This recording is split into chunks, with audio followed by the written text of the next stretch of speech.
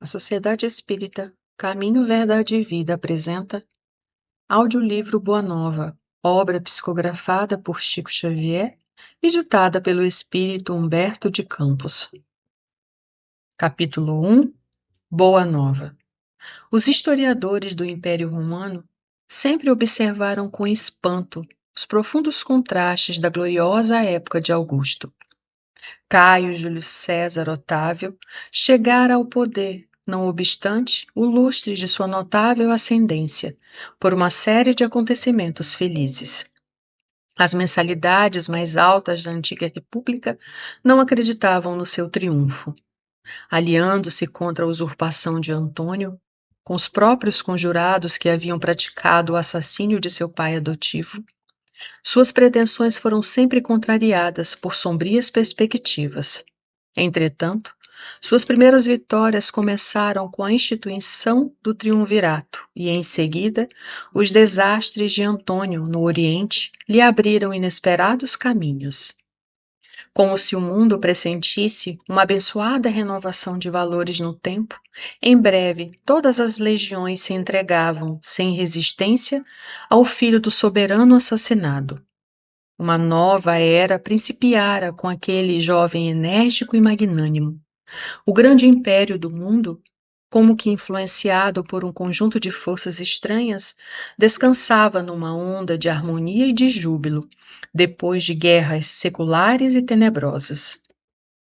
Por toda parte, levantavam-se templos e monumentos preciosos. O hino de uma paz duradoura começava em Roma, para terminar na mais remota de suas províncias, acompanhado de amplas manifestações de alegria por parte da plebe anônima e sofredora. A cidade dos Césares se povoava de artistas, de espíritos nobres e realizadores. Em todos os recantos permanecia a sagrada emoção de segurança, enquanto o organismo das leis se renovava, distribuindo os bens da educação e da justiça. No entanto, o inesquecível imperador era franzino e doente. Os cronistas da época referem-se, por mais de uma vez, às manchas que lhe cobriam a epiderme, transformando-se de vez em quando em dardos dolorosos. Otávio nunca foi senhor de uma saúde completa. Suas pernas viviam sempre enroladas em faixas e sua caixa torácica, convenientemente resguardada contra os golpes de ar que lhe motivavam incessantes resfriados. Com frequência, queixava-se de enxaquecas que se faziam seguir de singulares abatimentos. Não somente nesse particular padecia o imperador das extremas vicissitudes da vida humana.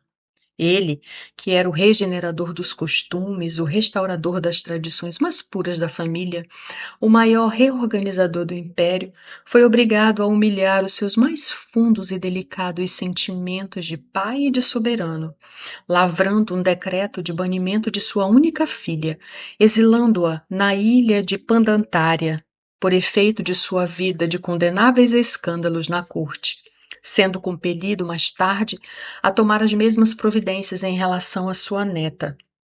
Notou que a companheira amada de seus dias se envolvia na intimidade doméstica em contínuas questões de envenenamento dos seus descendentes mais diretos, experimentando ele, assim, na família, a mais angustiosa ansiedade do coração.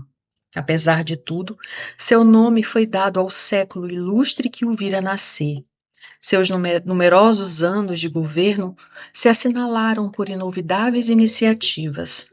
A alma coletiva do império nunca sentira tamanha impressão de estabilidade e de alegria. A paisagem gloriosa de Roma jamais reunira tão grande número de inteligências. É nessa época que surgem Virgílio, Horácio, Ovídio, Salúcio, Tito Livio e Mecenas como favoritos dos deuses.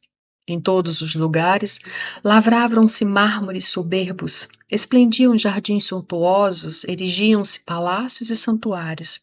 Protegia-se a inteligência, criavam-se leis de harmonia e de justiça, num oceano de paz inigualável. Os carros de triunfo esqueciam por algum tempo as palmas de sangue e o sorriso da deusa Vitória não mais se abria para os movimentos de destruição e morticínio. O próprio imperador, muitas vezes, em presidindo as grandes festas populares, com o coração tomado de angústia pelos dissabores de sua vida íntima, se surpreendeu testemunhando o júbilo e a tranquilidade geral do seu povo. E, sem que conseguisse explicar o mistério daquela onda interminável de harmonia, chorando de comoção, quando do alto de sua tribuna dourada escutava a famosa composição de Horácio, onde se destacavam esses versos de morredora beleza. Ó sol fecundo, que com teu carro brilhante abres e fechas o dia, que surges sempre novo e sempre igual, que nunca possas ver algo maior do que Roma. É que os historiadores ainda não perceberam, na chamada época de Augusto, o século do Evangelho ou da Boa Nova. Esqueceram-se de que o nobre Otávio era também homem e não conseguiram saber que, no seu reinado, a esfera do Cristo se aproximava da terra, numa vibração profunda de amor e de beleza. Acercavam-se de Roma e do mundo não mais espíritos belicosos como Alexandre ou Aníbal, porém outros que se vestiriam dos andrajos dos pescadores para servirem de base indestrutível aos eternos ensinos do Cordeiro. Emergiam nos fluidos do planeta os que preparariam a vinda do Senhor e os que se transformariam em seguidores humildes e imortais dos seus passos divinos. É por essa razão que o ascendente místico da era de Augusto se traduzia na paz e no júbilo do povo, que instintivamente se sentia no limiar de uma transformação celestial. Ia chegar à terra o sublime emissário. Sua lição de verdade e de luz ia espalhar-se pelo mundo inteiro, como chuva de bênçãos magníficas e confortadoras. A humanidade vivia, então, o século da Boa Nova.